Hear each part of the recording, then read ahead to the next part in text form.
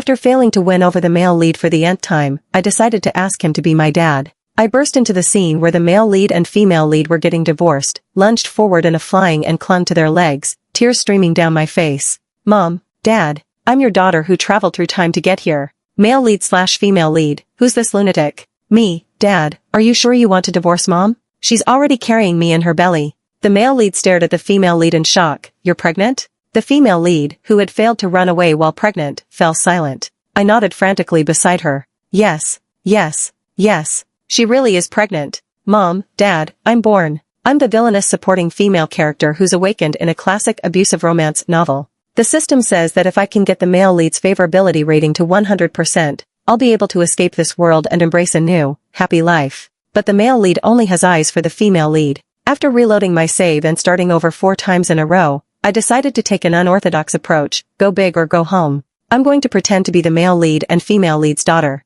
The 5th attempt to win him over begins. I stand at the scene of the male lead and female lead's divorce, watching as the male lead, Ethan, holds a fountain pen and speaks in a cold, flat tone. This was a marriage of convenience from the start. I injected capital into your family's company, and even helped settle your brother's lawsuit. I've done more than enough. You don't need to put on this act like you've been wronged all this time in our marriage. The female lead, Lily, nods with red, tear-filled eyes. Standing off to the side, the female secretary, May, smirks faintly, with the corners of her mouth twitching upward. I stride forward, slide to my knees in a dramatic kneel, and cling tightly to the legs of both the male lead and female lead. Tears streaming down my face, I cried out, Mom, Dad, I've finally found you. I'm your daughter who traveled through time to get here. Ethan's eye twitched. Who's this lunatic? He snapped. Secretary May, call security. I clung on tighter. Dad, don't send me away. I know, when you were 7, you still wet the bed. You acted all calm on the outside, but you were so embarrassed that you snuck into the closet and cried until you passed out.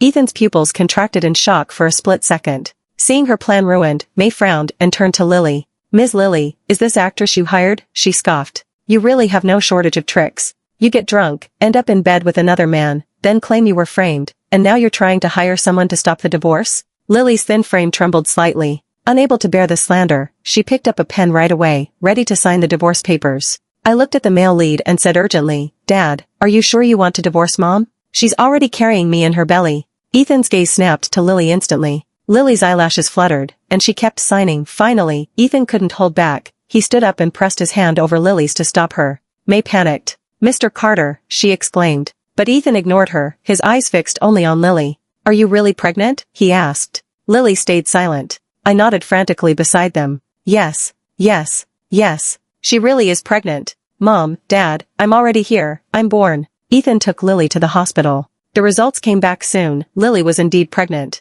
She sat on a chair, staring at the report in her hand, her eyes brimming with tears. Ethan looked at her, frowning. Why are you crying? He said. Is carrying my child really that painful for you? Are you kidding me? I thought to myself. Do you have any clue how much grievance Lily's endured in this marriage? All you do is play the part of the cold, aloof tycoon, so much so that she thinks you hate her. She's too scared to tell you when she's in trouble, and that vile troublemaker, May, keeps tripping her up and smearing her reputation left and right. Take the trigger for your divorce, for example, someone spiked her drink, and she ended up in bed with that villain. Nothing actually happened, but she must have been terrified and heartbroken. And what did you do? You just acted all cold and distant, waiting for her to explain on her own. Then when she tried to explain, you didn't even listen. So what's the point of you asking her anything now? If you want her to hold you and say loudly, honey, you're the only one in my heart, then just come out and say it. Forget it, after all, this is a classic abusive romance novel, so it's just that frustratingly dragged out, angsty vibe, lit. Breast cancer flavor, a metaphor for lingering, agonizing drama. Besides, the male lead doesn't just say he's rich, he actually splurges on the female lead. So far, he's already spent hundreds of millions on her. I guess I can accept them muddling through their relationship. Lily wiped the tears from her face and said tiredly, I don't plan to keep this child. Ethan's pupils contracted in shock once again. When the wife is too exhausted to run away while pregnant, a common trope, and just decides to terminate the pregnancy instead, it's absolutely terrifying. But he's a classic abusive romance tycoon, after all. All he can do is put on a calm front and say coolly, that's not up to you alone. The child isn't just yours. Lily's lips turned pale, her face drained of all color. We're getting divorced anyway, she said. Do you really want to give the child a broken family? Finally, Ethan was about to say something substantial. He said, if you can prove you were truly innocent of that incident, then I'll agree not to get a divorce. The incident Ethan was referring to was the time she'd woken up in bed with the male villain after drinking. The tycoon thought this counted as him backing down. What he didn't expect was that his words only hurt Lily more. She tossed the medical report into the trash without a second thought, then stood up to leave. I was absolutely fuming. Dad, are you out of your mind? I snapped, yanking Ethan by the collar. You've known Mom for years. Don't you trust her character at all? All you do is pick on your own wife. What kind of man are you? Tell me, what kind of man are you? Even though I was shaking him so hard his hair was a mess, he didn't lay a hand on me. Thank goodness, I should have used this trick earlier. He didn't even dare to actually have security throw me out, and it was all because he didn't want to piss off his suspiciously sketchy future daughter. May stepped forward to pull me away, snapping angrily, "Ma'am, if you don't leave right now, I'll call the police." I shot back, "Go ahead, call them. I want to ask the cops how many years someone gets for hiring thugs to spike a drink and attempt sexual assault." Secretary May, on the 14th of last month at 8:35 p.m., you met that man at Yunding Cafe. The surveillance footage should still be there. What dirty business were you two discussing? And why did you transfer 200,000 yuan to him? Are you some kind of money-scattering immortal, someone who throws money around recklessly? Ethan and Lily both turned around, their gazes locking on May. May's face drained of color in an instant. Ethan narrowed his eyes slightly and pulled out his phone. Clearly, he planned to call someone he trusted to look into this. May swallowed hard and stammered, "Mr. Carter, don't listen to her nonsense. She must be someone Ms. Lily hired." I scoffed, "Oh, please, checking surveillance footage isn't that hard. Tell my dad to look into it. If you're really innocent, what are you so afraid of?" With that, I pushed the male lead aside, threw my arms around the female lead, and burst into fake sobs, whimpering pitifully, "Mom, don't leave. If you go, Secretary May will have people frame you for all sorts of things. You'll hurt your hand and never be able to play the piano to earn money again. And you can't bear to actually terminate the pregnancy, abort me. Grandpa will threaten to kill himself to make you take on his debts. We'll end up penniless, living in a basement, starving, freezing, and getting harassed by hooligans. We won't even have money to see a doctor when we're sick. And also, male lead, stop. That's enough." The surveillance footage and transfer records were retrieved, and the man who'd fled back to his hometown was also arrested and brought back. Lily wasn't feeling well and was emotionally unstable, so she was sent home to rest first, leaving just the four of us in the office. The man confessed, "It was May who told me to do it. She said I'd be fine, that the worst that could happen was spending a few days in jail. I was desperate for money, so I agreed." The man was somewhat good-looking. This was why Ethan had been so furious when he'd caught them in the act. He'd assumed Lily had hooked up with a young gigolo. Ethan's expression was complicated, there was regret, and heartache. But in my book, this wasn't nearly satisfying enough. I'd finally gotten the chance to watch the drama unfold, how could I not stir the pot a little more? I pressed on, "What did May say about my mom? About Lily. Did she tell you her motive for doing this?" The man hurried to reply, "She said Lily wasn't good enough for Mr. Carter. She also said she might become Mrs. Carter someday, and that if I did her this favor, there'd be no shortage of benefits for me." That was the last straw. Ethan snapped completely. May had always maintained an extremely professional demeanor in front of him, so he trusted her deeply. In fact, he'd even assigned her the task of dealing with this man. Otherwise, the guy would never have shown up here intact. May stood to the side, her legs trembling violently, her makeup streaked from crying. "Mr. Carter, I'm so sorry. Please forgive me," she begged. "I just couldn't control my feelings. I really know I was wrong. Please, will you forgive me?" Dropping to her knees, she clung to Ethan's legs. Ethan shoved her away, his expression cold enough to freeze over. "I don't think you deserve my forgiveness." True to form for a male lead in a classic abusive romance, he looked genuinely terrifying when he lost his temper. May sobbed even harder, crawling on her knees toward Ethan as she begged frantically for mercy. I was getting annoyed. "Dad, handle this yourself. You don't want Mom to find out you felt sorry for your secretary, do you? Or that you two were tangled up in some weird office drama?" Ethan snapped. "Tangled up? How can you spout such nonsense? She hurt Lily, of course I won't let her get away with it. You don't need to meddle here. Get out." I knew the male lead would never let the villain off easy. Bad guys in these stories always meet a miserable end later on. He's a ruthless man, but I wasn't scared of him. I grinned and said, "You still don't believe I'm your daughter, huh? Ethan, I've already arranged for an emergency paternity test." "Me, Dad, I'm a soul transmigrator. What the hell is a paternity test gonna prove? I know everything about you and Mom. Wanna hear what was in that diary of Mom's, the one that got burned?" Instantly, Ethan's favorability rating for me jumped to 30%. Unbelievable. Such a love-obsessed fool. He fixed his gaze on me and said in a low, steady voice, "What did it say?" The office was cleared out, leaving only Ethan and me. I sat while he stood. "Me, you really wanna know?" Ethan was practically dying of impatience, but he refused to admit it. "I'm just asking casually." Say it if you want, don't if you don't. Me, fine, then I won't say. I'll hail a taxi and leave. Ethan, don't go. Me, so do you actually want to know or not? Ethan nodded with immense reluctance. Just a classic abusive romance male lead. Easy to handle. Well, about this. Mom told me when I was 13 or 14. She was scared I'd get into puppy love, so she said I had to be really careful when choosing a guy. Asterisk not asterisk like her. Ethan instantly bristled. Him, what's wrong with being like her? Me, being like her means swallowing nothing but grievances. On your wedding night, the groom didn't come home. The meal she put her heart into making, you didn't even touch it. When she was wronged, when she got hurt, you still wanted a divorce. Ethan spoke with immense difficulty. No, there were misunderstandings in all these things. Are you saying, she wrote all this down in her diary? I shook my head. Mom's not that petty. In her diary, she wrote about the little things. When you two had meals together, you noticed she didn't eat eggs. After that, there was never another egg on the dining table. You noticed she loved the color blue, so you always gave her sapphires.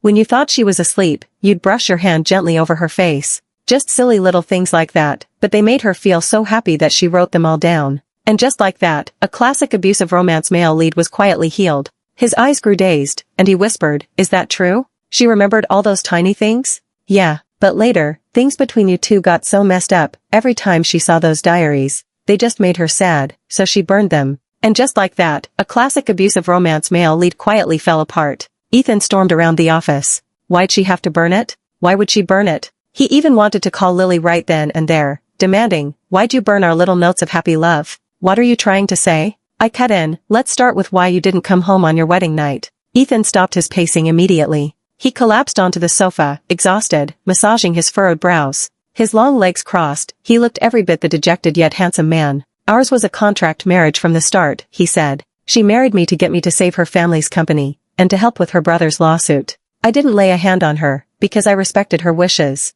I sighed in exasperation. "Fine, I'm leaving. Not gonna talk about this anymore. Hopeless. You two can get divorced if you want, I don't care." Ethan rushed to stop me. "Why won't you care? Didn't you say you're our daughter?" I shot back. "You can't even bring yourself to admit you love Mom. Cut the crap, just one question, do you love her or not?" Ethan fell silent. As if there was any doubt, he was head over heels in love with her. A female lead from a classic abusive romance novel, she played the piano beautifully, was stunningly radiant, and had that lively, slightly mischievous spark in the early days. She was exactly the type to make a tycoon's heart skip a beat. But with their relationship in such a mess now, how could he possibly say it out loud? As a male lead in a classic abusive romance, he was love inept, completely clueless about how to express his feelings or navigate their relationship. The more he cared, the more he messed things up. In the original story, he even had to turn to a therapist later on just to figure out how to communicate with her. All he could manage was, "You wouldn't understand adult matters." Me, got it, you don't love Mom. Bye. Ethan, I do, more than anything. I felt relieved. Good for you for admitting it. Misunderstandings can always be cleared up, and a broken heart can be pieced back together slowly. The moment those words left my mouth, his favorability rating for me shot up to 60% instantly. "Ethan, so what should I do now?" "Venmo me 5 million yuan, and we'll talk details." True to his tycoon nature, Ethan had a sharp mind when it came to everything except matters involving the female lead. He transferred 2 million yuan to me, saying he'd send the remaining 3 million once things were done. Me, why the installment plan? You don't trust me? Ethan, if after you talk to her, Lily still insists on divorcing me, I'll press charges against you for extortion. Me, you're not my dad anymore. I don't want to acknowledge you as my dad. I'm gonna go find Uncle Bob. Ethan frowned. You mean Bob? Is he still harboring ulterior motives for Lily? Me, Venmo me another 5 million yuan, and I'll spill the details. Ethan didn't send me any more money. He didn't hit me either, though he probably had his men go after Uncle Bob instead. I got the sense he still held me in some awe, and rightly so. I really did know everything. I told him to think long and hard about their relationship, then had him arrange for a luxury car to drive me back to the estate. Yep, leads in classic abusive romance novels always live in estates. Mere villas are way too underwhelming for them. Lily was sitting in the greenhouse, lost in thought. She wasn't crying, she just stared silently at the blooming flowers. My phone kept vibrating, it was messages from her father. He warned her never to divorce Ethan, insisted she press Ethan to settle her brother's lawsuit, and demanded she make Ethan keep injecting capital into the family company. When I walked in, she froze for a moment, staring at me. You. Me, Mommy. I wrapped my arms tightly around her, and she didn't push me away. She said softly, I don't know who you really are, but I'm so grateful you spoke up for me. Thank you. I practically melted on the spot. She was so stunning, so fragrant, her hair smelled like jasmine, cool and smooth as satin against my face. Up close like this, her skin was flawless, not a single pore visible. And her voice was so gentle, like a feather tickling softly in my ear. Without thinking, I slipped into a cutesy, high-pitched tone. Seriously, guys, I felt like I was straining my voice to the limit. Mom, I really am your daughter. It's fine if you don't believe me, but why don't you just clear up the misunderstandings between you and Dad? Do you really have to go through with the divorce? The female lead gave a bitter smile. I just feel so tired, she sighed quietly. Ever since my mom passed away, everything seems to have changed. I've had to beg Ethan for so many favors, so there are a lot of things I don't feel like I have the right to. Got it. She might be not voicing her feelings, but she didn't have much of a choice. When you're under someone else's roof, you can't afford to stand tall. Sure, she wishes she could lash out and curse out everyone who's ever wronged her, but then what? If she pisses off the male lead and everyone around him, they'll only make things harder for her. What would happen to her dad? What about her brother? As for her brother, it's a different story. He was truly wronged, and the other side is far too powerful. Only the male lead has the clout to stand up to them.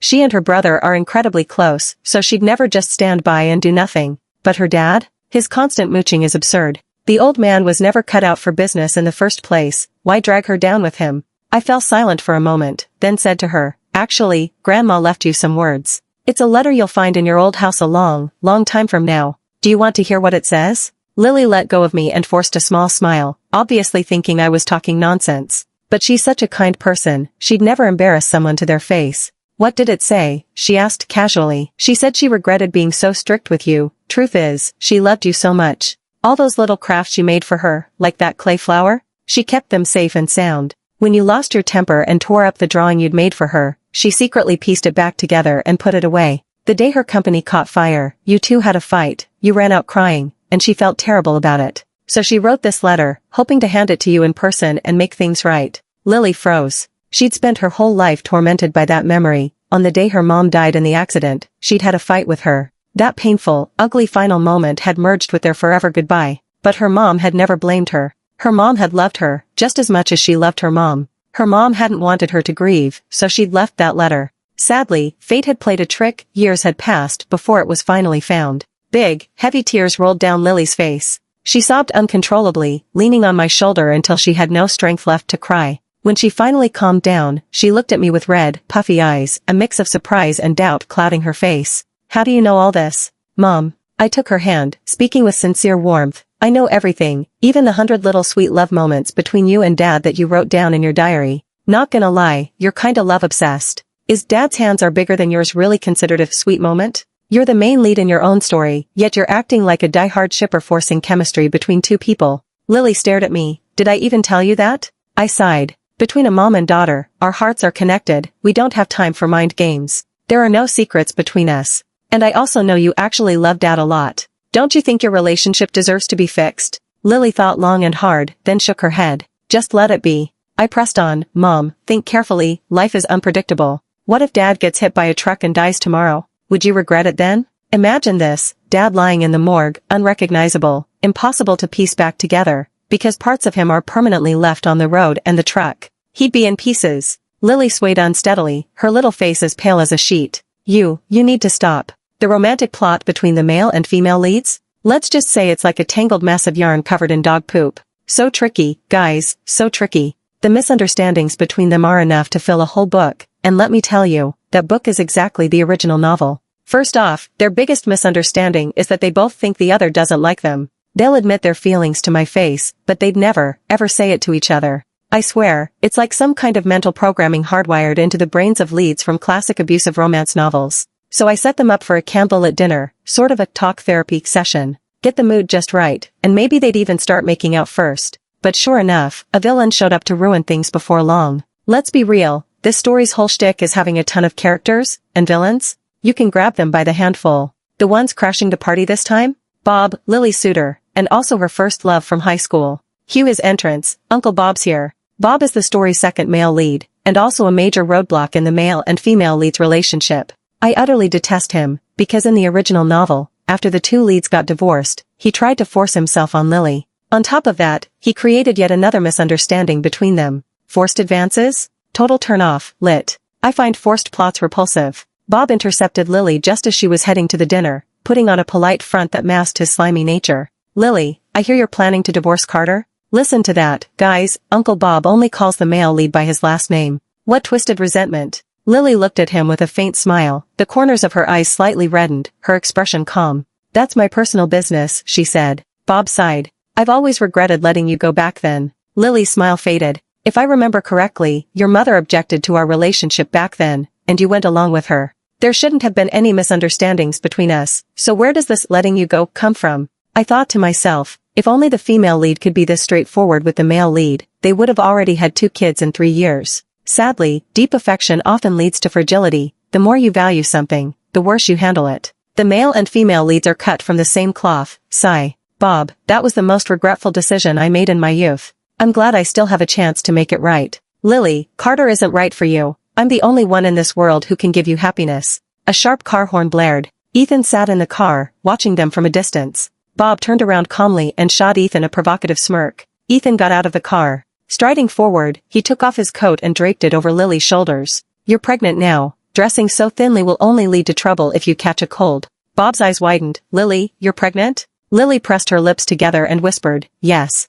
Bob suddenly let out a cold laugh, his gaze locking on Ethan. What happiness can you get from carrying a child of this man? He sneered. With that, he pulled out his phone and held it out to Lily. On the screen was a video, filmed on the very day the lead couple got married. Ethan, who should have been in the bridal chamber on their wedding night, sat on a sofa in a club, head bowed as he smoked. A bold, charming woman plopped down beside him casually. Jersey, aren't you worried Lily will be angry if you don't go home tonight? Ethan replied softly, so what if she is? The woman laughed out loud. What else? Nothing, I guess. Her whole family depends on you. She wouldn't dare be angry even if she wanted to. My sister's been wanting to meet you for ages. How about I call her over to have a drink with us? The video ended. Lily stared at the screen, blinking rapidly. But we all saw it. Tears had quickly welled up in her eyes just then. This is between us, she said, handing the phone back to Bob. No need for you to bother. Bob didn't seem annoyed. Instead, he smiled with perfect poise. I admire your loyalty to your marriage. It's a pity such a precious pearl is wasted on the wrong person, and a fine jade is covered in dust.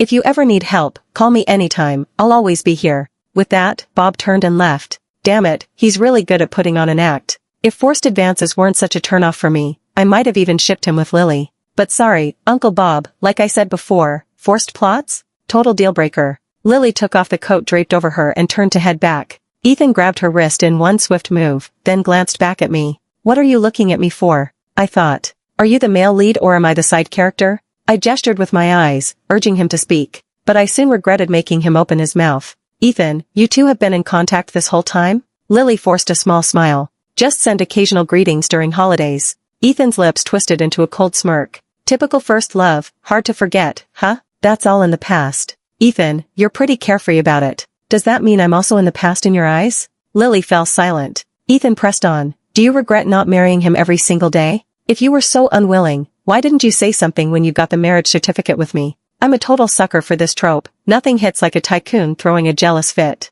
But I still had to look out for Lily's feelings. Quit being so sarcastic to Mom. I snapped. Mom sends those messages to everyone in a group. Are you just trying to divert attention? Why did you run off to that club on your wedding night, drinking with other women? What was that about?